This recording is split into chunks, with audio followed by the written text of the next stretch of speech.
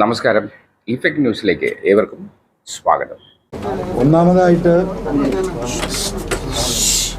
കേരളത്തിലെ ജനങ്ങൾക്കും കഴിഞ്ഞ 5 മാസമായി പിണറായി ഗവൺമെൻറ്റിനെതിരെ, പിണറായിസത്തിനെതിരെ എനിക്ക് പിന്തുണ നൽകിയ പൊതുസമൂഹത്തോടും നന്ദി അറിയിക്കുകയാണ്. അതോടൊപ്പം രണ്ടാമതായി 2016-ലും 2021-ലും നിലമ്പൂർ നിയോജക മണ്ഡലത്തിൽ നിന്ന് എന്നെ വോട്ട് ചെയ്ത് വിജയിപ്പിച്ചു. എല്ലാ ഘട്ടങ്ങളിലും എന്നോടൊപ്പം നിന്ന നിലമ്പൂരിലെ ജനങ്ങൾക്കും വോട്ടർമാർക്കും നിയമസഭയിൽ ആദ്യമായി എത്തിച്ചേരാൻ എനിക്ക് പിന്തുണ നൽകിയ ഇടതുപക്ഷ ജനാധിപത്യ മുന്നണിയുടെ നേതാക്കൾക്കും പ്രവർത്തകർക്കും അവരോടുള്ള നന്ദിയും അറിയിക്കുകയാണ്. 8.5 വർഷത്തെ രാഷ്ട്രീയ MLA എന്നുള്ള രാഷ്ട്രീയ ജീവിതത്തിന് ശേഷം കഴിഞ്ഞ 11-ാം തീയതി ഞാൻ ഒഫീഷ്യലായിട്ടാണ് ഇന്ന് രാജിക്കത്ത് നൽകിയിട്ടുള്ളത്. 11-ാം തീയതി തന്നെ ബഹുമാനപ്പെട്ട സ്പീക്കർക്ക് ഇമെയിൽ വഴി MLAയുടെ ഒഫീഷ്യൽ മെയിൽ വഴി നമ്മൾ വ്യക്തിപരമായിട്ട് ഞാൻ മെയിൽ കൊടുത്തിട്ടുണ്ട്. അത് പത്രമാധ്യമ പ്രവർത്തകർക്ക് കൊടുത്തിട്ടുണ്ട്. അപ്പോൾ രാജിവെക്കുമ്പോൾ സ്വന്തം കൈപ്പടയിൽ എഴുതി ഒപ്പിട്ട് നേരിട്ട് സ്പീക്കർക്ക് സമർപ്പിക്കണം എന്ന് ഈ ആക്ട് പറയുന്നുണ്ട്. അപ്പോൾ ഞാൻ കൽക്കട്ടയിലായതുകൊണ്ട് നേരിട്ടൊന്ന് കൊടുക്കാൻ സാഹചര്യമില്ലാത്തത് കൊണ്ടാണ് മെയിൽ വഴി അയച്ചത്. ആ മെയിൽ വഴി അയച്ച സന്ദേശത്തിൽ ഇങ്ങനെ തിങ്കളാഴ്ച ദിവസം നേരിട്ട് നൽകും എന്ന് പറഞ്ഞിരുന്നു. അത് പ്രകാരം അദ്ദേഹത്തെ അത് ഏൽപ്പിച്ചിരിക്കുകയാണ്. ഇനി രാജി സ്വീകരിക്കേണ്ട ഉത്തരവാദിത്തം ബഹുമാനപ്പെട്ട സ്പീക്കർക്കാണ്. രാജി സ്വീകരിക്കണം എന്നും ആ ലെറ്ററിൽ അഭ്യർത്ഥിച്ചിട്ടുണ്ട്. ഇതാണ് രാജിയുമായി ബന്ധപ്പെട്ടിട്ടുള്ള വിഷയങ്ങൾ. എന്തുകൊണ്ട് രാജിവെക്കുന്നു എന്നതാണ് നിങ്ങളെല്ലാവരും വളരെ സീരിയസ് ആയിട്ട് എന്നിൽ നിന്ന് കേൾക്കാൻ ആഗ്രഹിക്കുന്നത്, കേരളത്തിലെ ജനം എന്നാണ് ഞാൻ മനസ്സിലാക്കുന്നത്. രാജിവെക്കുന്ന ഒരു ഉദ്ദേശത്തോടു കൂടിയല്ല കൽക്കട്ടയിലേക്ക് പോയത്. കൽക്കട്ടയിൽ പോവുകയും പാർട്ടിയുടെ ലീഡർഷിപ്പുമായി സംസാരിക്കുകയും അതിനുശേഷം ബഹുമാനപ്പെട്ട പശ്ചിമ ബംഗാൾ മുഖ്യമന്ത്രി മമതാ ബാനർജി ദീദി എന്ന് സ്നേഹപൂർവ്വം ഇന്ത്യയിലെ ജനങ്ങൾ വിളിക്കുന്ന ബംഗാൾ മുഖ്യമന്ത്രിയോട് വീഡിയോ കോൺഫറൻസ് വഴി കാര്യങ്ങൾ വിശദീകരിക്കുകയും ചെയ്തു. അതിൽ പ്രധാനമായും ഞാൻ വിശദീകരിച്ചൊരു കാര്യം, നമ്മുടെ നാട് നേരിടുന്ന, അല്ലെങ്കിൽ ഇന്ത്യയിൽ കേരളം ഉൾപ്പെടെയുള്ള 13 സംസ്ഥാനങ്ങൾ നേരിടുന്ന ഏറ്റവും വലിയ വിഷയം വന്യജീവി ആക്രമണമാണ്. ഇതുമായി ബന്ധപ്പെട്ട് കേരളം ഏറ്റവും കൂടുതൽ ദുരിതം അനുഭവിക്കുന്ന ഒരു സംസ്ഥാനമാണെന്നും കേരളത്തിലെ 70% ഫോറസ്റ്റാണെന്നും ആ 70%-ൽ ഏകദേശം 30-35% വെസ്റ്റേൺ ഫോറസ്റ്റ് ആണെന്നും ഈ രീതിയിൽ മനുഷ്യർ കൊല ചെയ്യപ്പെടുകയാണെന്നും അതുകൊണ്ട് ഈ വിഷയത്തിൽ ശക്തമായ ഒരു നിലപാട് രാജ്യത്തിൻ്റെ പാർലമെൻറ്റിൽ സ്വീകരിക്കണമെന്ന് ഞാൻ അവരോട് അഭ്യർത്ഥിച്ചു. പശ്ചിമ ബംഗാളിനെ സംബന്ധിച്ച് വനം വളരെ കുറവാണ്. അവർക്ക് ഈ രീതിയിലുള്ള പ്രശ്നങ്ങൾക്ക് പരിമിതമായ പ്രശ്നങ്ങളേ ഉള്ളൂ. പക്ഷെ അവരപ്പം എന്നോട് സൂചിപ്പിച്ചു, ആസാം അവർക്ക് തൊട്ടടുത്ത് കിടക്കുന്ന സംസ്ഥാനം, ആസാമിൽ ഇതേപോലെ തന്നെ വലിയ വിഷയമാണ്, അവരുടെ ശ്രദ്ധയിൽ അത് പെട്ടിട്ടുണ്ട്. ആ നിലക്ക് പാർട്ടിയുമായി സഹകരിച്ച് പോകാൻ നിങ്ങൾ തീരുമാനിക്കുകയാണെങ്കിൽ രാജ്യത്തിൻ്റെ പാർലമെൻറ്റിൽ ഈ വിഷയം അവരുന്നയിക്കും. ബഹുമാനപ്പെട്ട പാർട്ടി AICC നേതാവായ രാഹുൽ ഗാന്ധിയുമായി, ഇന്ത്യ മുന്നണി നേതാക്കളുമായി ഈ വിഷയം അവർ ഡിസ്കസ് ചെയ്യും. ഇന്ത്യ മുന്നണി ഏകകണ്ഠമായി ഈ വിഷയത്തെ പാർലമെൻറ്റിൽ ഉന്നയിക്കുകയും 1972 ആനിമൽ പ്രൊട്ടക്ഷൻ ആക്റ്റിൽ കാലോചിതമായ മാറ്റങ്ങൾ വരുത്തി അതിനെ കൺട്രോൾ ചെയ്യത്തക്ക രീതിയിൽ വന്യമൃഗങ്ങളുടെ എണ്ണം കുറയ്ക്കുകയും കൃത്യമായ അതിനൊരു പ്ലാൻ ഉണ്ടാക്കാൻ സർക്കാരിൽ സമ്മർദ്ദം ചെലുത്താൻ അവർ തയ്യാറാണ് എന്ന് എന്നോട് നേരിട്ട് പറയുകയുണ്ടായി. അപ്പോൾ സ്വാഭാവികമായിട്ടും ഒരു നിയമസഭാ അംഗം എന്ന നിലക്ക് മറ്റൊരു രാഷ്ട്രീയ പാർട്ടിയിൽ ജോയിൻ ചെയ്യുന്നതിന് ഒട്ടനവധി നിയമ തടസ്സങ്ങളുണ്ട്. ആ നിയമ തടസ്സങ്ങൾ ഉള്ളതുകൊണ്ട് പാർട്ടിയുടെ ഒരു കോർഡിനേറ്റർ എന്ന നിലക്ക് ഞാൻ നിൽക്കാം. അടുത്ത നിയമസഭാ തെരഞ്ഞെടുപ്പോട് കൂടി അതിനുവേണ്ടി രാജിവെച്ച് പാർട്ടിയിൽ ഒഫീഷ്യലായി ചേരുന്നതായിരിക്കും നല്ലത് എന്ന രീതിയിൽ ഞാൻ സംസാരിച്ചു. അപ്പോൾ അവർ പറഞ്ഞു, നിങ്ങൾ ഇത്രയും വലിയൊരു വിഷയം കേരളത്തിലെ ജനങ്ങൾക്ക് വേണ്ടി മാത്രമല്ല, ഇന്ത്യയിലെ മലയോര മേഖലയിൽ ജീവിക്കുന്ന 13ഓളം സംസ്ഥാനങ്ങളിലെ ആളുകൾ കൂടി ഉള്ളൊരു വിഷയമാണ്. സ്വാഭാവികമായും ഇനി അതിന് സമയം കളയാതെ നിങ്ങൾ പാർട്ടിയുടെ ദൗത്യം ഏറ്റെടുക്കണം. അതുകൊണ്ട് നിങ്ങൾ പോയി രാജിവെക്കുക.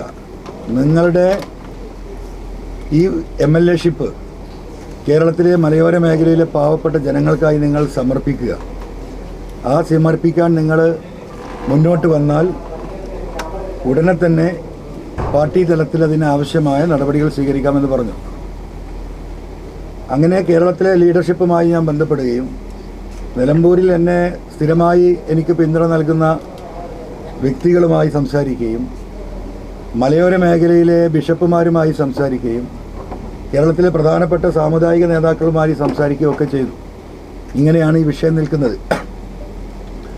ഞാൻ എന്ത് ചെയ്യണം?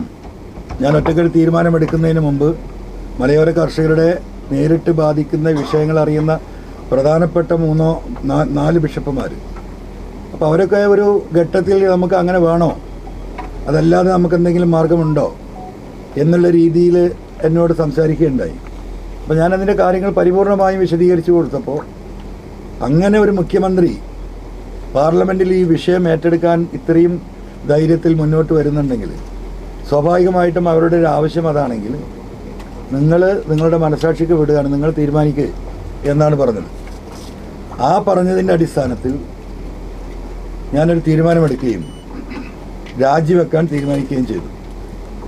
അങ്ങനെ 11-ാം തീയതി ആ രാജി ബഹുമാനപ്പെട്ട സ്പീക്കർക്ക് എൻ്റെ ഒഫീഷ്യൽ മെയിൽ വഴി അയച്ചു കൊടുക്കുകയും ഇന്ന് നേരിട്ട് ആ അയച്ച മെയിലിൻ്റെ ഹാർഡ് കോപ്പി കൈമാറുകയുമാണ് ചെയ്തത്. അതുകൊണ്ട് നമുക്കറിയാം, ഇപ്പോൾ ഇന്ന് ഞാൻ തുടങ്ങി വെച്ച പോരാട്ടം 1-ാം ഘട്ടത്തിൽ നിങ്ങൾക്കറിയാം, ഈ പറയുന്ന ADGP അജിത് കുമാർ, മലപ്പുറം SP ആയിരുന്ന സുജിത് ദാസ്, പിന്നീട് ഈ പറയുന്ന പൊളിറ്റിക്കൽ സെക്രട്ടറി P ശശി, ഈ 3 ആളുകളിൽ ഒതുങ്ങി നിന്നുകൊണ്ട് ആയിരുന്നു ഞാൻ ഈ വിഷയങ്ങൾ മുഴുവൻ ഉന്നയിച്ചിരുന്നത്. ഞാൻ അങ്ങനെ ഉന്നയിക്കാനുണ്ടായത് 2 സാഹചര്യമാണ്. ആ 2 സാഹചര്യങ്ങൾ എന്ന് പറയുന്നത്, ഒന്നാമത്തെ സാഹചര്യം സുജിത് ദാസിൻ്റെ ഇടപെടൽ മലപ്പുറം ജില്ലയിൽ, അദ്ദേഹം 3.5 വർഷക്കാലം അവിടെ SP ആയി നിന്നിരുന്ന കാലത്ത് അദ്ദേഹം ഏകപക്ഷീയമായിട്ട് ഒരു സമുദായത്തെ ക്രിമിനലുകളാക്കുന്നൊരു നിലപാട് സ്വീകരിച്ചുകൊണ്ട് പോകുന്നു. അനാവശ്യമായ കേസുകൾ, ഒരു ബൈക്കിൽ 3 ആൾ യാത്ര ചെയ്താൽ 3 ആളുകളുടെ പേരിൽ FIR ഇടുന്ന സാഹചര്യമുണ്ടാകുന്നു. എയർപോർട്ടുമായി ബന്ധപ്പെട്ട് ഈ രീതിയിലുള്ള വലിയ കള്ളക്കടത്ത് നടക്കുന്നു. നിരവധി തവണ ഞാൻ ഉത്തരവാദിത്തപ്പെട്ടവരെ, ബഹുമാനപ്പെട്ട മുഖ്യമന്ത്രി അടക്കമുള്ളവരെ അത് ബോധിപ്പിച്ചാൽ, 1 തവണയും 2 തവണയല്ല. അതുപോലെ തന്നെ ക്യാമ്പ് ഹൗസിലെ മരമുറി പുറത്തു വന്ന സമയത്ത് ഞാനത് ഇൻറ്റിമേറ്റ് ചെയ്തതാണ്. ഇങ്ങനെ നിൽക്കുന്ന ഘട്ടത്തിൽ ഈ വിഷയങ്ങൾ ചർച്ചയായി, പാർട്ടിക്കുള്ളിൽ ചർച്ചയായി, പാർട്ടിയുടെ ഉത്തരവാദിത്തപ്പെട്ട നേതാക്കളിൽ ചർച്ചയായി. പക്ഷേ ഒരു ആക്ഷനിലേക്കും ഇത് പോകാത്തൊരു ഘട്ടം വരുമ്പോൾ ഞാനിനി എന്ത് ചെയ്യണം എന്ന ചോദ്യം സ്വാഭാവികമായിട്ടും ആ പാർട്ടിയോട് 8 ചില്ലാനം വർഷമായി ആ പാർട്ടിക്ക് വേണ്ടി നിലനിന്നൊരു വ്യക്തി എന്ന നിലക്ക് ഉത്തരവാദിത്തപ്പെട്ട CPMൻ്റെ ലീഡർഷിപ്പിനോട് ഞാൻ ചോദിക്കുകയുണ്ടായി. അവരുടെ നിർദ്ദേശപ്രകാരമാണ് ഞാനിത് പബ്ലിക്കായി സ്റ്റേറ്റ്മെൻറ്റ് നടത്തുന്നത്. നിങ്ങൾ മനസ്സിലാക്കണം. അവർ പറഞ്ഞു, ഈ ശശിയെയും അജിത് കുമാറേയും നിർത്തി ഇനി മുന്നോട്ട് പോയാൽ കേരളത്തിൽ പാർട്ടി ഉണ്ടാവില്ല എന്ന് പറയും. ഞങ്ങൾക്കതറിയാം. കാരണം വലിയ പ്രയാസങ്ങളുണ്ട്. നിങ്ങൾ ഉന്നയിക്കുന്ന പാർട്ടി പ്രവർത്തകർക്ക്, ലീഡർമാർക്ക് പോലീസ് സ്റ്റേഷനിൽ കയറാൻ വയ്യ, മറ്റു ഉദ്യോഗസ്ഥരുമായി ബന്ധപ്പെടാൻ കഴിയുന്നില്ല എന്നത് വസ്തുതയാണ്. പാർട്ടിയിൽ നിന്ന് ഞങ്ങൾക്ക് ഈ പരാതികൾ വന്നുകൊണ്ടേയിരിക്കുകയാണ്. പക്ഷേ ഞങ്ങൾക്ക് പരിമിതികളുണ്ട്. അതുകൊണ്ട് നിങ്ങൾ സജീവമായി പാർട്ടിയോടൊപ്പം നിൽക്കുന്ന ഒരു നേതാവാണ്. ആ നിലക്ക് നിങ്ങളെ പാർട്ടി സഖാക്കൾ നിങ്ങളത് കൺസിഡർ ചെയ്യുന്നുണ്ട്. നിങ്ങളൊരു മെമ്പർ അല്ലെങ്കിൽ പോലും നിങ്ങൾക്കത് പറയാനുള്ള ഞങ്ങളെക്കാളുമുള്ള സ്വാതന്ത്ര്യമുണ്ട്. അതുകൊണ്ട് നിങ്ങളത് പറയണം. ഞങ്ങളെല്ലാവരും നിങ്ങളുടെ കൂടെ ഉണ്ടാകും എന്ന് പാർട്ടിയുടെ ഉത്തരവാദിത്തപ്പെട്ട ലീഡർഷിപ്പിൻ്റെയും കൂടെ നിർദ്ദേശപ്രകാരമാണ് ഞാനിത് പബ്ലിക്കായി പറയുന്നത്. അങ്ങനെയാണ് ഇന്ന് ഈ ഘട്ടത്തിൽ ഇത് എത്തി നിൽക്കുന്നത്. സ്വാഭാവികമായും ഒരു ഘട്ടം കഴിഞ്ഞപ്പോൾ ഈ പറഞ്ഞിരുന്ന നേതാക്കന്മാർ പോലും പിന്മാറുന്ന ഘട്ടം വന്നു. അവർ പിന്മാറാണ്. ഞാൻ ഒരിക്കലും ബഹുമാനപ്പെട്ട മുഖ്യമന്ത്രിയെ അതിലേക്ക് ഞാൻ ഒരിക്കലും ചേർത്ത് പറഞ്ഞിട്ടില്ല. കാരണം അദ്ദേഹത്തിന് ആ നിമിഷം വരെ അദ്ദേഹം എന്നെ തള്ളിപ്പറയുന്നത് വരെ ഞാൻ മനസ്സിലാക്കിയത് ഈ പി ശശിയുടെയും അജിത് കുമാറിൻ്റെയും കോക്കസിൻ്റെ അകത്ത് ബഹുമാനപ്പെട്ട മുഖ്യമന്ത്രി കുടുങ്ങിക്കിടക്കുകയാണ്. അദ്ദേഹം ഇതുകൊണ്ട് അദ്ദേഹത്തിന് എന്തൊക്കെയോ പ്രയാസങ്ങളുണ്ട്. ആ നിലക്ക് ബഹുമാനപ്പെട്ട മുഖ്യമന്ത്രി ആ വിഷയത്തിൽ ഗൗരവമായൊരു ഇടപെടൽ നടത്തുമെന്നാണ് ഞാനും ഉദ്ദേശിച്ചിരുന്നത്. പക്ഷേ ഒരു ഘട്ടത്തിൽ മുഖ്യമന്ത്രി ഒറ്റയടിക്ക് എന്നെ തള്ളി പറയുകയും ഞാനാണ് ഇതിൻ്റെയൊക്കെ പിന്നിലെന്ന് വരുത്തി തീർക്കുന്ന രീതിയിൽ അദ്ദേഹം സ്റ്റേറ്റ്മെൻറ്റ് നടത്തുകയും പൊളിറ്റിക്കൽ സെക്രട്ടറി പി ശശിക്കെതിരെ ഞാൻ നടത്തിയ പരാമർശം അവജ്ഞയോടെ തള്ളിക്കളയുന്നു എന്നാണ് പറഞ്ഞത്. നിങ്ങളൊക്കെ ഓർക്കുന്നുണ്ടാവും. അവജ്ഞയോടുകൂടി തള്ളിക്കളയുന്നു. ADGP അജിത് കുമാർ എന്ന് പറയുന്ന ഉദ്യോഗസ്ഥന് ക്ലീൻ ഷീറ്റ് നൽകിയായിരുന്നു ആ പത്രസമ്മേളനത്തിൽ അദ്ദേഹം നൽകിയത്. അപ്പോഴാണ് എനിക്ക് ഈ കാര്യങ്ങൾ ബോധ്യപ്പെടുന്നത്. അപ്പോൾ സ്വാഭാവികമായും പിന്നീടുള്ള എന്താ പറയുക എൻ്റെ അന്വേഷണവും കണക്കുകൂട്ടലുകളുമാണ് ഈ കാര്യങ്ങൾ എത്തി നിൽക്കുന്നത് പിണറായി വിജയൻ എന്ന് പറയുന്ന കേരളത്തിൻ്റെ മുഖ്യമന്ത്രിയുടെ കുടുംബത്തിലാണ് എന്നത്. മുഖ്യമന്ത്രി എന്നെ തള്ളിപ്പറയുകയും ഞാനതിനെ തിരിച്ച് പറയുകയും ചെയ്തതോടുകൂടി എന്നെ സപ്പോർട്ട് ചെയ്തിരുന്ന ഈ പറയുന്ന CPMൻ്റെ ലീഡർഷിപ്പ് പിന്നെ ഒരു കമ്മ്യൂണിക്കേഷൻ ഇല്ലാതാവുകയാണ്. ആരാണോ എന്നെ ഇതിൻ്റെയൊക്കെ നിയോഗിച്ചത് ആ ആളുകൾ പിന്നെ ഫോൺ എടുക്കാതാവുകയാണ്. ഞാൻ 2 ദിവസമേ ശ്രമിച്ചുള്ളൂ. 2ാമത്തെ ദിവസത്തോടു കൂടി ആ ഫോൺ വിളി ഞാൻ പരിപൂർണമായും നിർത്തി. കാരണം കമ്മ്യൂണിക്കേറ്റ് ചെയ്യാൻ അവർ ഉദ്ദേശിക്കുന്നില്ല എന്നും അവർ എന്താണ് ഉദ്ദേശിച്ചതെന്നും എനിക്ക് പരിപൂർണമായി ബോധ്യപ്പെടുകയാണ്. അവരുടെ ആവശ്യം ഇതൊരു പൊതു സമൂഹത്തിൻ്റെ ചർച്ചയിലേക്ക് കൊണ്ടുവന്ന് ആ ചർച്ച അങ്ങോട്ട് മുന്നോട്ട് പോയി പാർട്ടി സമ്മേളനങ്ങൾ നടക്കുന്ന ആ സമയത്ത് തന്നെയാണ്. ഈ ഘട്ടത്തിൽ നിങ്ങൾ പറയണം പാർട്ടി സമ്മേളനം ആരംഭിക്കുകയാണ്, ഇത് ഗ്രൗണ്ടിൽ നിന്നാണ് ഈ ചർച്ചകൾ ഉയർന്നു വരേണ്ടത്, അതുകൊണ്ട് ഇനി നീട്ടിക്കൊണ്ടു പോരുത്, ഈ പാർട്ടിയെ നിലനിർത്താൻ അതല്ലാതെ മാർഗമില്ല എന്ന് പറഞ്ഞവരാരും പിന്നെ എൻ്റെ ഫോൺ എടുക്കില്ല, എന്നെ അറിയില്ല. അപ്പോൾ അതാണ് ഒരു ഭാഗം. അത് നിങ്ങൾക്ക് ചോദിക്കാം, ഞാൻ പറഞ്ഞു കഴിഞ്ഞിട്ട് നിങ്ങൾക്ക് ചോദിക്കാം. അതാണ് ഒരു ഭാഗം. 2ാമത്തെ ഭാഗം എനിക്ക് ക്ലിയർ ചെയ്യാനുള്ളത്, ഞാൻ ഒരുപാട് പാപഭാരങ്ങളെ ചുമന്നാണ് നടക്കുന്നത്. ഒരുപാട് എന്ന് പറഞ്ഞാൽ അതിൽ പ്രധാനമായും ഒന്ന് ബഹുമാനപ്പെട്ട പ്രതിപക്ഷ നേതാവ് VD സതീശൻ MLAക്കെതിരെ കേരളത്തിൻ്റെ നിയമസഭയിൽ ഞാൻ ഉന്നയിച്ച വലിയൊരു ആരോപണമാണ്. നിങ്ങളത് ഇനി അത് വിശദീകരിക്കുകയല്ലാതെ ഞാൻ ആ ഉന്നയിച്ച സമ്മേളനത്തിൻ്റെ തൊട്ട് മുമ്പ്, ആ ഡേറ്റും മാസമൊന്നും ഞാൻ ഓർക്കുന്നില്ല ഏത് സമ്മേളനമാണ്, ആ സമ്മേളനത്തിൻ്റെ തൊട്ട് മുമ്പാണ് എൻ്റെ അടുത്ത് ഇങ്ങനെ ഒരു ചർച്ച വരുന്നത്. ബഹുമാനപ്പെട്ട മുഖ്യമന്ത്രിക്കെതിരെയും കുടുംബത്തിനെതിരെയും നിരന്തരമായ ആരോപണങ്ങൾ അന്ന് നിയമസഭയ്ക്ക് അകത്തും പുറത്തും നടക്കുകയാണ്. ബഹുമാനപ്പെട്ട കുഴൽനാടൻ MLA ഉൾപ്പെടെയുള്ളവർ നിരവധിയായ ആരോപണങ്ങൾ സഭയിൽ കൊണ്ടുവരുന്നുണ്ട്. സത്യത്തിൽ വ്യക്തിപരമായിട്ട് എനിക്ക് അന്നൊക്കെ ഭയങ്കര വിഷമവും ഇവരോടൊക്കെ ഭയങ്കര വിദ്വേഷവും ഉണ്ടായിരുന്നു. അതൊരു വസ്തുതയാണ്. കാരണം ഇതിലൊന്നും ഒരു അടിസ്ഥാനവുമില്ല. ഒരു മനുഷ്യനെ എന്താ പറയുക ഒറ്റയ്ക്ക് ഇരുന്നു കൊണ്ട് എന്താ പറയുക ഏകാംഗമായി ആക്രമിക്കുകയാണ്. ഇങ്ങനെ ഒരു രാഷ്ട്രീയമുണ്ടോ എന്നൊക്കെ പല ഘട്ടത്തിലും എനിക്ക് തോന്നി നിൽക്കുന്ന ഒരു മാനസികാവസ്ഥയിലാണ്. ഈ ഘട്ടത്തിലാണ് പാർട്ടിയുടെ ലീഡർഷിപ്പുമായി സംസാരിച്ചിട്ടാണ് എന്ന് പറയുന്നു പൊളിറ്റിക്കൽ സെക്രട്ടറി പി ശശിയാണ് ഇങ്ങനൊരു വിഷയമുണ്ട്, അത് നമുക്ക് സഭയിൽ ഉന്നയിക്കണം എന്ന് പറഞ്ഞു. അന്ന് ആ സഭ പെട്ടെന്ന് എന്തോ ഒരു കാരണമുണ്ടായി വെച്ച ഡേറ്റിൻ്റെ ഒരു 3-4 ദിവസം മുമ്പ് സഭ ക്ലോസായി. അങ്ങനെ അത് കഴിഞ്ഞിട്ടുള്ള സഭ വരുമ്പോഴാണ് ഈ വിഷയം ഡ്രാഫ്റ്റ് ചെയ്ത് എൻ്റെ അടുത്ത് തരികയും ഇത് ഇങ്ങനെ ഒരു സംഭവം ഉണ്ടായിട്ടുണ്ട്, ഇത്രയും ഒരു 150 കോടി രൂപ കഴിഞ്ഞ തെരഞ്ഞെടുപ്പിൽ ഇലക്ഷൻ ഫണ്ട് എന്ന നിലക്ക് കേരളത്തിലേക്ക് വന്നിട്ടുണ്ട്, ഇന്ന രീതിയിലാണ് ഇത് വന്നിട്ടുള്ളത്, കൃത്യമായി എന്താ പറയുക ടൈപ്പ് ചെയ്ത് തന്നിട്ടാണ്. MLA ഇത് ഉന്നയിക്കണം സഭയിൽ. അപ്പോൾ എനിക്കും ആവേശം വന്നു. സ്വാഭാവികമായി ഞാൻ ഈ ഒരു മാനസികാവസ്ഥയിൽ നിൽക്കുകയാണ്. അപ്പോൾ ഇങ്ങനെ ഒരു സംഭവം ഉണ്ടായിട്ട് 150 കോടി രൂപ കൈക്കൂലി വാങ്ങിയ ഒരു പാർട്ടി ലീഡർഷിപ്പ് ഈ പറയുന്ന നിരപരാധിയായ മുഖ്യമന്ത്രിയെയും കുടുംബത്തെയും ഈ രീതിയിൽ സഭയിലിട്ട് ആക്രമിച്ചുകൊണ്ടിരിക്കുകയാണ്. അതിലെനിക്കുണ്ടായ മാനസിക സംഘർഷം ഉള്ളിൽ കൊണ്ട് നടക്കുന്ന, ഞാൻ പലപ്പോഴും പറഞ്ഞു എൻ്റെ പിതാവിനെ പോലെ സ്നേഹിച്ചിരുന്ന വ്യക്തിയാണ്, അതൊരു യാഥാർത്ഥ്യമായിരുന്നു. അപ്പോൾ ഞാൻ വെറുതെ ഒരു വാക്ക് വെച്ചത്, വേറെ ആരെങ്കിലും ഒഫീഷ്യൽ ഉത്തരവാദിത്തപ്പെട്ട MLAമാർ പാർട്ടിയുടെ ലീഡർഷിപ്പ് ആരെങ്കിലും ഉന്നയിക്കല്ലേ എന്നൊരു ചോദ്യം ചോദിച്ചപ്പോൾ പി ശശി പറഞ്ഞു നിങ്ങൾ തന്നെ ഉന്നയിക്കണം, MLA ആണ് അതിന് ഫിറ്റായിട്ടുള്ള ആൾ, MLA കൃത്യമായിട്ട് പറയണം. അങ്ങനെ ആ സഭ അപ്പം ചോദിച്ചു ഇത് സഭാരേഖകൾ അത് സ്പീക്കറുമായി സംസാരിച്ച് പാർട്ടി അതിന് പെർമിഷൻ എടുത്തോളൂ. നിങ്ങളത് മനസ്സിലാക്കണം, ഞാൻ ആ ഉന്നയിച്ച ആരോപണം വെറുതെ വിളിച്ച് പറഞ്ഞല്ല. സ്പീക്കർക്ക് പരാതി നൽകി ഉന്നയിക്കാനുള്ള വിഷയം സ്പീക്കർക്ക് നൽകി with the permission of the സ്പീക്കറാണ് ഞാൻ സഭയിൽ ഉന്നയിച്ചത്. അപ്പോൾ ആ കാര്യങ്ങളും ചെയ്യുന്നത് ഈ പാർട്ടി ലീഡർഷിപ്പും ശശിയുമാണ്. അങ്ങനെയാണ് അന്ന് അവരത് പറയുമ്പോൾ എനിക്ക് ആ ഒരു ബോധ്യത്തിൻ്റെ അടിസ്ഥാനത്തിലും എൻ്റെ ഈ വ്യക്തിപരമായ വികാരത്തിൻ്റെ അടിസ്ഥാനത്തിലും ആ പാർലമെൻറ്റ് ഇലക്ഷൻ്റെ മുമ്പുള്ള സമ്മേളനത്തിലാണ്, അതിൻ്റെ ഒരു 2, 3, 4, 5 മാസം മുമ്പാന്ന് തോന്നുന്നു എനിക്ക് ഇത് ഉന്നയിക്കപ്പെടുന്നത്.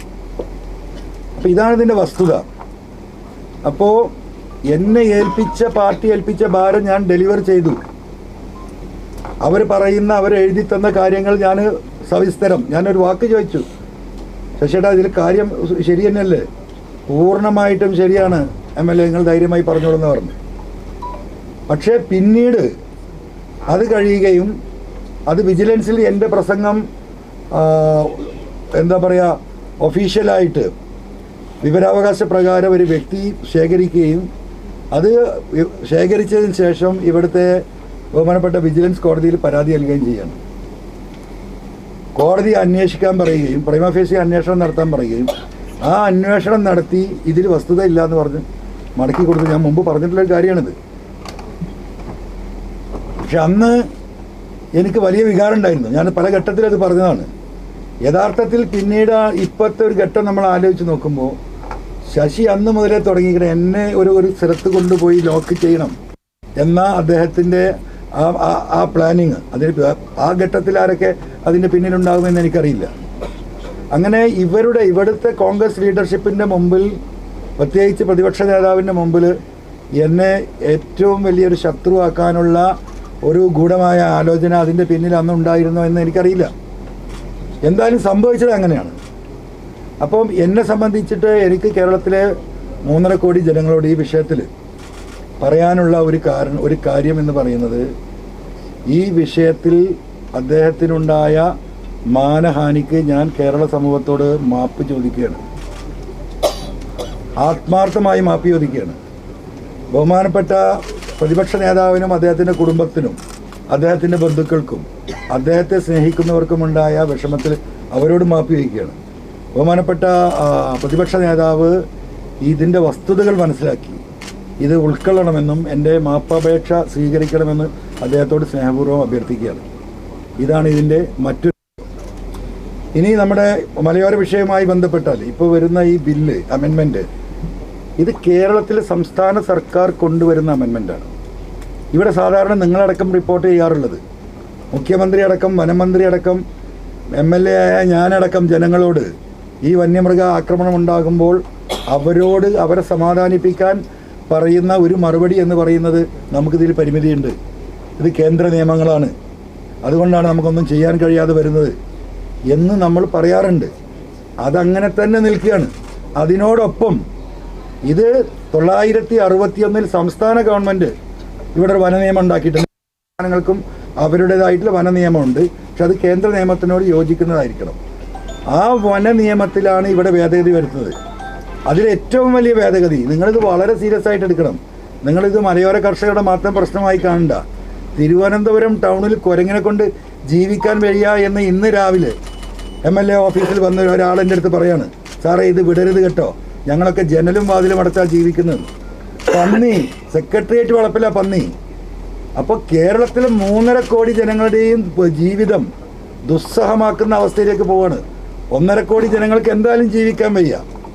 അപ്പം ഇവിടെ ഫോറസ്റ്റിൻ്റെ ഒരു നിസ്സഹാവസ്ഥ, അല്ലെങ്കിൽ അവരുടെ എന്താ പറയുക, ഈ ഒരു വിഷയത്തിലൊരു പിന്മാറ്റം നമ്മളെല്ലാ ഘട്ടത്തിലും കണ്ടിട്ടുള്ളതാണ്. അവരുടെ ആവശ്യം ജനങ്ങൾ പ്രതിസന്ധിയിലായി പ്രയാസത്തിലായി പശ്ചിമഘട്ടത്തിൽ നിന്ന് ഇറങ്ങണം എന്നാണ്. അതാണ് അവരുടെ ആവശ്യം. അപ്പോൾ ആ ഫോറസ്റ്റ് ഡിപ്പാർട്ട്മെൻറ്റിന് അധികമായ അധികാരം കൊടുക്കുകയാണ്. നിങ്ങളത് മനസ്സിലാക്കണം. ഫോറസ്റ്റ് ഡിപ്പാർട്ട്മെൻറ്റിന് ഈ പറയുന്ന ലോ ആൻഡ് ഓർഡറിൽ ഇടപെടാനുള്ള ഒരു അധികാരവും ഇല്ല. ഫോറസ്റ്റ് ഓഫീസുമായോ ഡിപ്പാർട്ട്മെൻറ്റുമായോ ഒരു ലോ ആൻഡ് ഓർഡർ ഇഷ്യൂ ഉണ്ടായിക്കഴിഞ്ഞാൽ, ഒരു സമരം ഉണ്ടായിക്കഴിഞ്ഞാൽ അവർ പോലീസിൽ ഇൻഫോം ചെയ്ത് പോലീസ് വന്നിട്ട് വേണം നടപടി സ്വീകരിക്കാൻ. പക്ഷേ ഈ അമെൻമെൻ്റ് എന്ന് പറയുന്നത് ഈ പോലീസിനുള്ള അതേ അധികാരം ഫോറസ്റ്റിലേക്ക് കൈമാറുകയാണ്. Extra additional powers they are giving to the forest. അങ്ങനെ തന്നെയാണ് പറയുന്നത്. അതിന് പറയുന്നത് എന്താണ്? ഈ ഫോറസ്റ്റിൻ്റെ ഏരിയകളിലൊക്കെ വലിയ ഗ്യാങ്ങുകളുണ്ട്, അവരുടെ ആക്രമണത്തിൽ നിന്ന് ഇവരെ രക്ഷിക്കുക. ഗ്യാങ് എന്നുള്ള വാക്കാണ്. നിങ്ങൾ ആ ഇംഗ്ലീഷ് അവിടെ ഇതെടുത്ത് വായിക്കണം, എന്താ പറയുക, അമെൻമെൻ്റ് എടുത്ത് വായിക്കണം. ഗ്യാങ് എന്ന് പറഞ്ഞാൽ ഗ്രൂപ്പ് ഓഫ് ഗുണ്ടാസാണ് ഗ്യാങ്. മലയോര മേഖലയിൽ ജീവിക്കുന്നവരെ ഗ്യാങ് എന്ന് ഉപയോഗിച്ചുകൊണ്ടാണ് അമെൻമെൻറ്റ് ചോദിക്കുന്നത്. ആ അമെൻമെൻറ്റ് ഇവിടെ പാസ്സായാൽ ഇപ്പം നടക്കുന്ന രീതിയിൽ ഒരു സമരം നടത്താനോ ജനങ്ങൾക്ക് പ്രതിഷേധിക്കാനോ സാധിക്കില്ല. നേരിട്ട് അറസ്റ്റ് ചെയ്ത് ഫോറസ്റ്റ് സ്റ്റേഷനിൽ കൊണ്ടുപോയി അവരെ റിമാൻഡ് ചെയ്യാനുള്ള അധികാരം കൂടിയാണ് കൊടുക്കുന്നത്.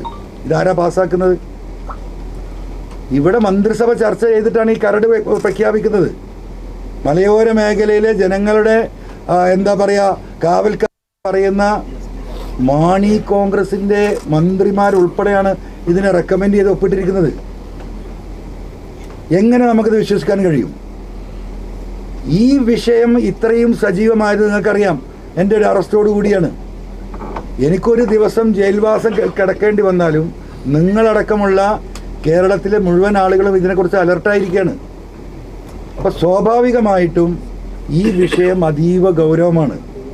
ഒരു കാരണവശാലും ഈ ബില്ല് ഈ നിയമസഭയിൽ അമെൻമെൻറ്റ് വരാൻ പാടില്ല. എനിക്ക് എൻ്റെ പ്രിയപ്പെട്ട ബഹുമാനപ്പെട്ട പ്രതിപക്ഷ നേതാക്കളോട് ഈ വിഷയത്തിൽ പറയാനുള്ളതാണ്, വരാൻ പാടില്ല. ഇനി ദിവസങ്ങളേ ഉള്ളൂ.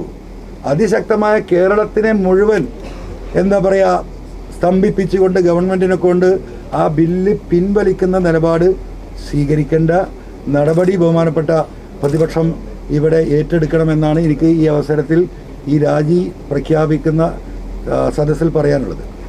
മൂന്നാമത്തെ കാര്യം, പിന്നെ നിങ്ങളുടെ അടുത്ത ആകാംക്ഷ, നിലമ്പൂരിൽ മത്സരിക്കുമോ?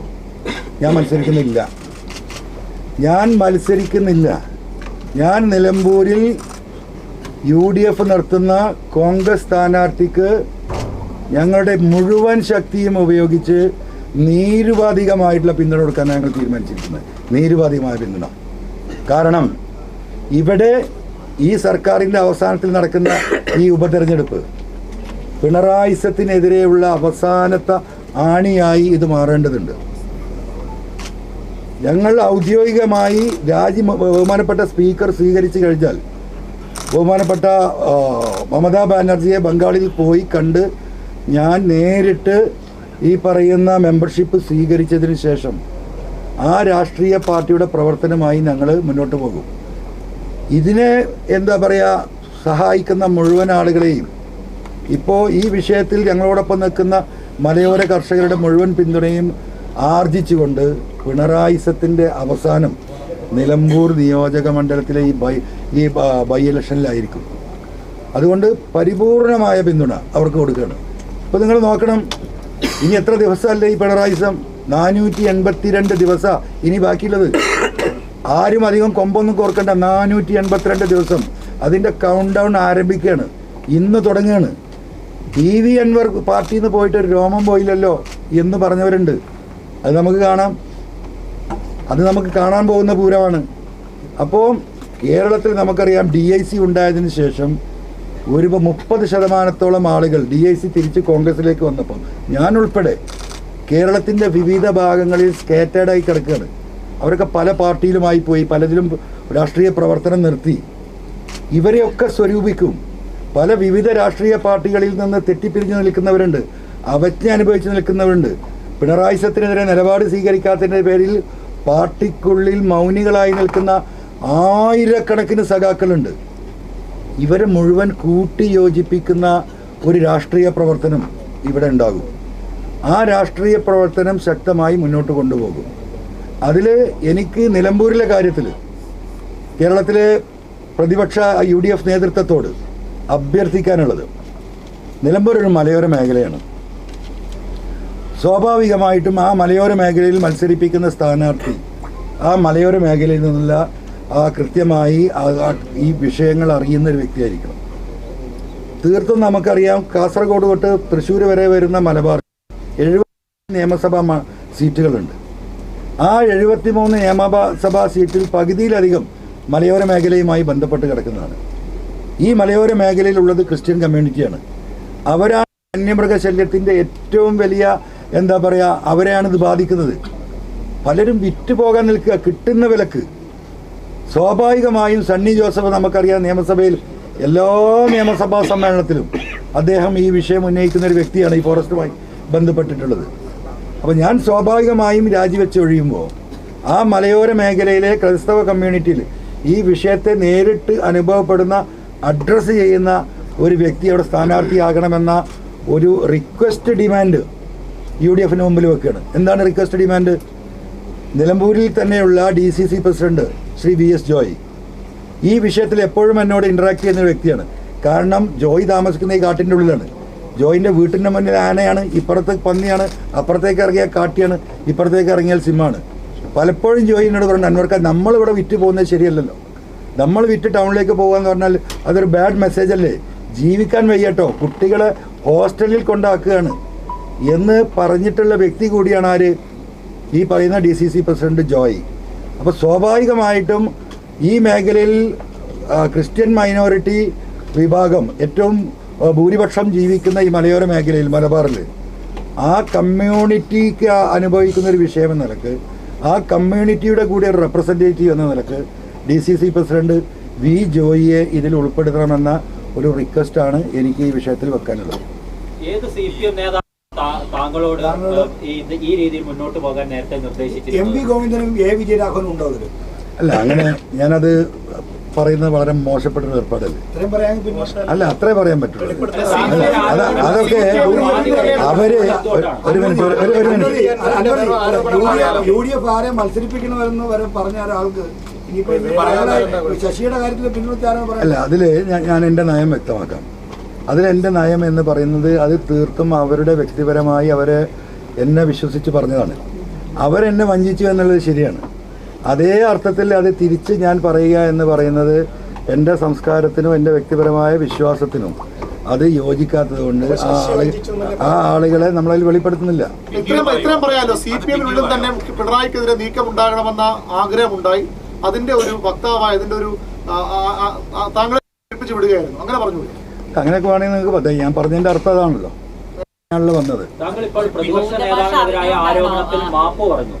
താങ്കൾ നേരത്തെ ഉന്നയിച്ച ഇതുപോലെ ഇപ്പോൾ പറയുന്ന കാര്യങ്ങളും നേരത്തെ വാടകയ്ക്ക് പറഞ്ഞതുപോലെ സമാനമാണെന്ന് ആളുകൾക്ക് തോന്നില്ലേ? അതിനു മുമ്പ് കേട്ടില്ല. താങ്കൾ ഇപ്പോൾ പ്രതിപക്ഷ നേതാവിനെതിരെ കാര്യത്തിൽ മാപ്പ് പറഞ്ഞു. ഇപ്പോൾ P ശശിയെതിരെ അടക്കമുള്ളവർക്കെതിരെ ഉന്നയിക്കുന്ന കാര്യങ്ങൾ അല്ലെങ്കിൽ പ്രതിപക്ഷ നേതാവ് തെറ്റൊന്നും ചെയ്തിട്ടില്ല, തന്നെ കൊണ്ട് ചെയ്യിച്ചതാണെന്നുള്ള ഇപ്പോഴുള്ള തുറന്നു പറച്ചിൽ ഇത് UDF-ലേക്ക് എത്താനുള്ള ഒരു വഴിയാക്കി താങ്കൾ കാണുന്നതാണെന്ന് ആർക്കെങ്കിലും തോന്നിയാൽ തെറ്റു പറയാൻ പറ്റും? തെറ്റു പറയാൻ പറ്റില്ല. അവരങ്ങനെ വിചാരിക്കട്ടെ, അതിനെക്കൊണ്ട് പറ്റില്ലല്ലോ. അവരെ വിചാരം മാറ്റാൻ പറ്റില്ലല്ലോ.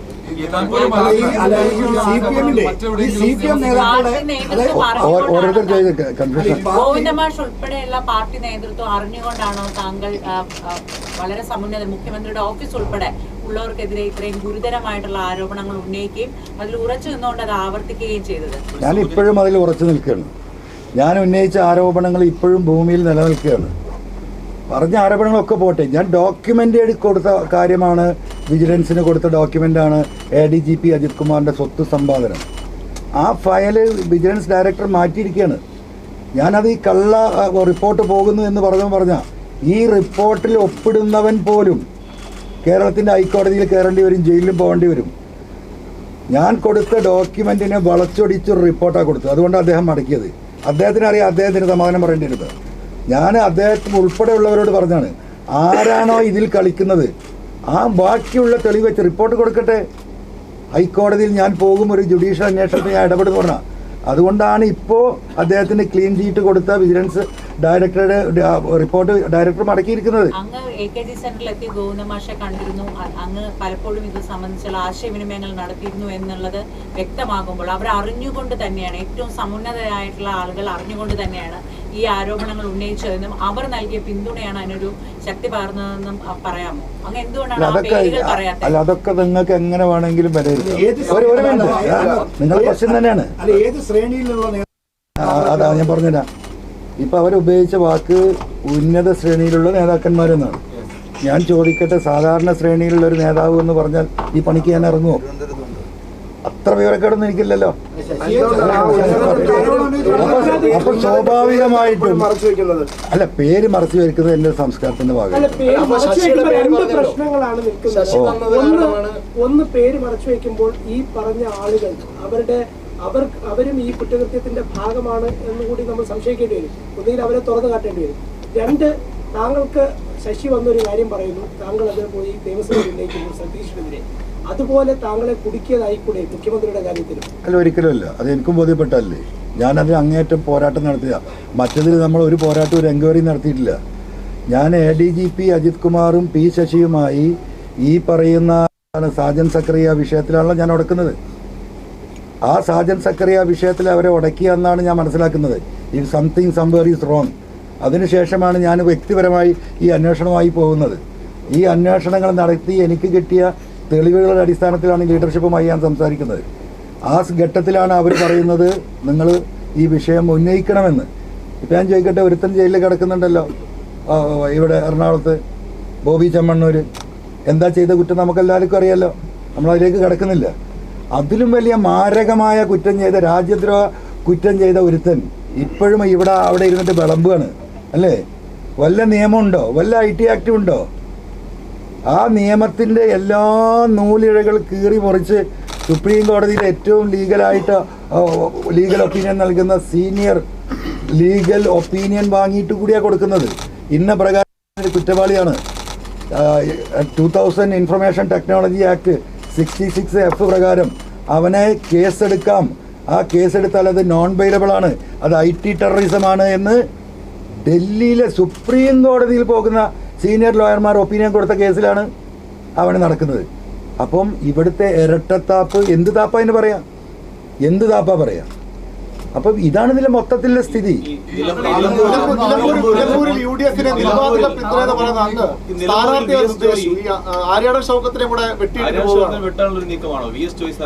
ആരത് അരൾ ഷൗക്കത്ത് പറയുന്നത്? മുള്ളിപ്പം സിനിമക്ക് എടുത്ത് നടക്കുന്നത് കേട്ടോ. പുതിയ കഴിഞ്ഞ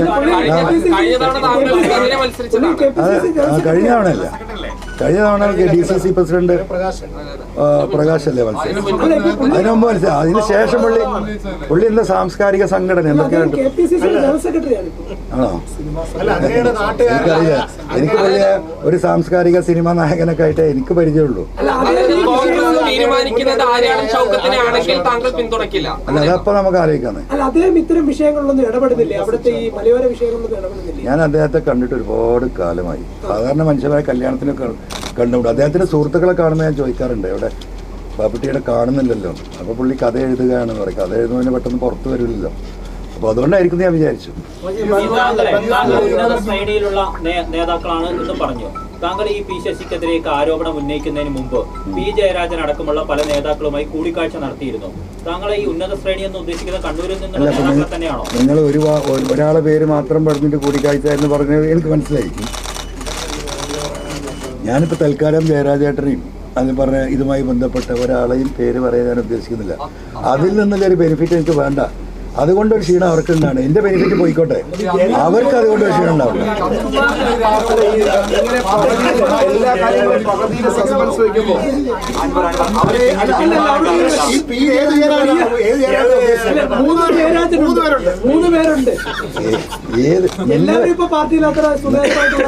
നിങ്ങൾ ഏത് ജയരാജനെയാണോ മനസ്സിൽ ഉദ്ദേശിച്ചത് ആ ജയരാജനെ നിങ്ങൾ കാണും.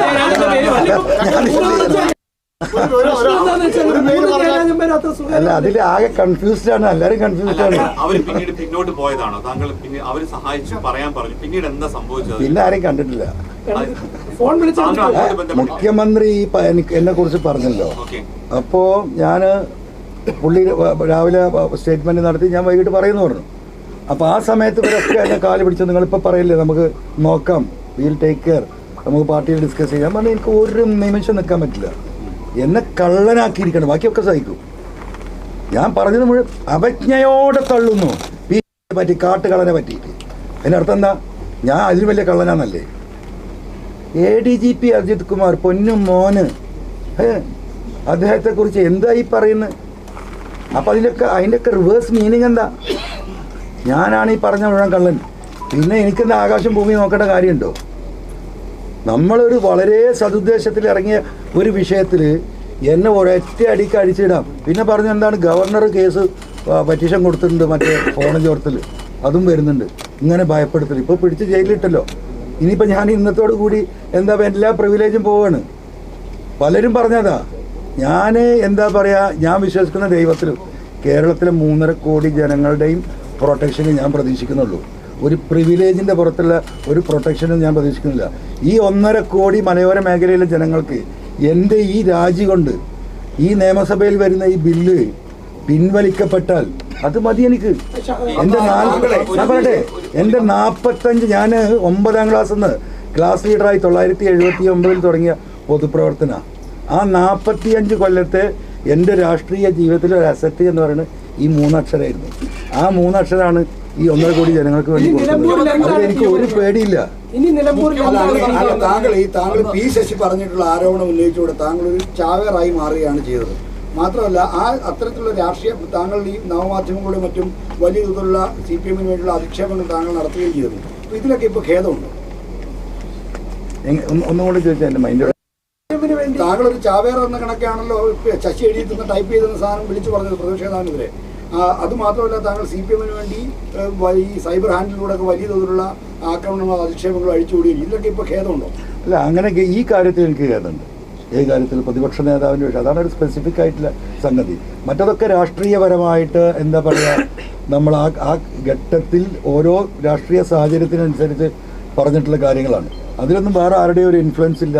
എനിക്ക് എൻ്റെ ബോധ്യങ്ങളാണ് ഞാൻ ആ കാര്യങ്ങൾ അന്ന്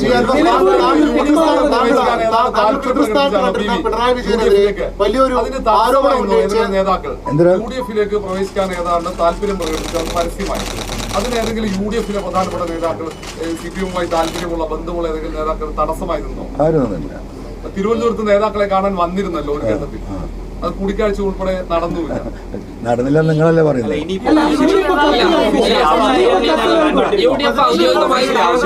UDF-ലേക്ക് എടുക്കുന്ന കാര്യത്തിൽ ഒരു തീരുമാനം പറഞ്ഞിട്ടില്ല, അറിയിച്ചിട്ടില്ല.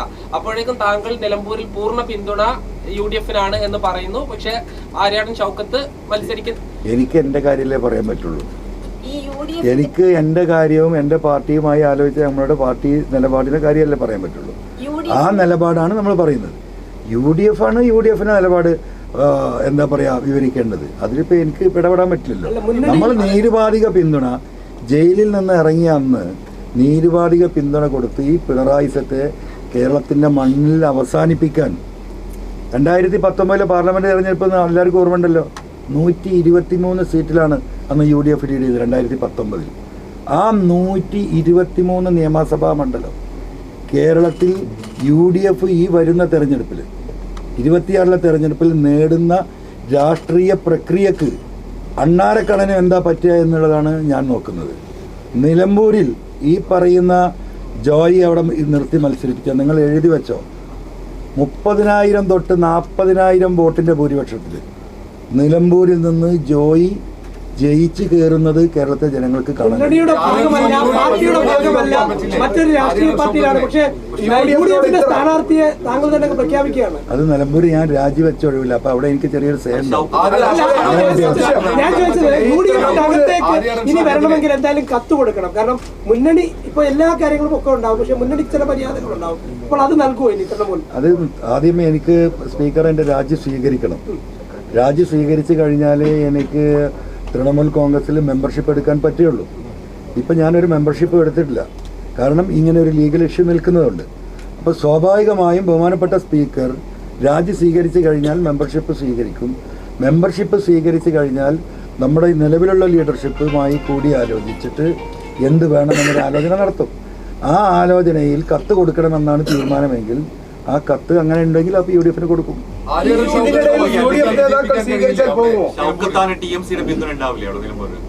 കുറച്ച് പ്രയാസമായിരിക്കും. ഇനി ഞാൻ പിന്തുണച്ചാൽ തന്നെ ഒരു മിനിറ്റ് ഇനി അല്ല, അപ്പൊ ഇനി ഞാൻ പിന്തുണച്ചാൽ തന്നെ എനിക്ക് ഏതായാലും അവിടെ വോട്ടില്ല. എനിക്ക് കർണാടകത്തിലാണ് വോട്ട് ചെയ്യേണ്ട എൻ്റെ ആളുകൾ അവിടെ ഉണ്ടല്ലോ. അതെന്താവുമെന്ന് എനിക്ക് പറയാൻ പറ്റില്ല. അദ്ദേഹം കഥ എന്തിനും അദ്ദേഹത്തെ ബുദ്ധിമുട്ടിക്കുന്നത്? അയാൾ കഥ എഴുതുകയാണ്. അവിടെ യു.ഡി.എഫിന് പിന്തുണച്ചില്ലെങ്കിൽ ആര്യാടൻ ഷൗക്കത്തിന് മത്സരിക്കുകയാണെങ്കിൽ അനുകൂലമായ സാഹചര്യം ഒരുക്കിയില്ലേ? അതൊക്കെ നമുക്ക് അപ്പാലോചിക്കണം. താങ്കൾ ഇനി നിലമ്പൂരിൽ മത്സരിക്കുന്നില്ല എന്നതടക്കമുള്ള കാര്യങ്ങൾ പറഞ്ഞു. ടിഎംസിയുടെ എനിക്ക് ഇനിയുള്ള ഇപ്പോൾ പറയാം, ഒരു ഇലക്ഷനിലേക്ക് ഇനി പോകണമെങ്കിൽ നാളെ രാവിലെ തൊട്ട് ഞാൻ അതിൻ്റെ പണിക്കിറങ്ങും. എനിക്ക് എൻ്റെ സ്ഥാനം ഉറപ്പിക്കാനാണെങ്കിൽ ഇപ്പം എൻ്റെ ഈ സ്ഥാനം കൈവിടേണ്ട കാര്യമില്ലല്ലോ.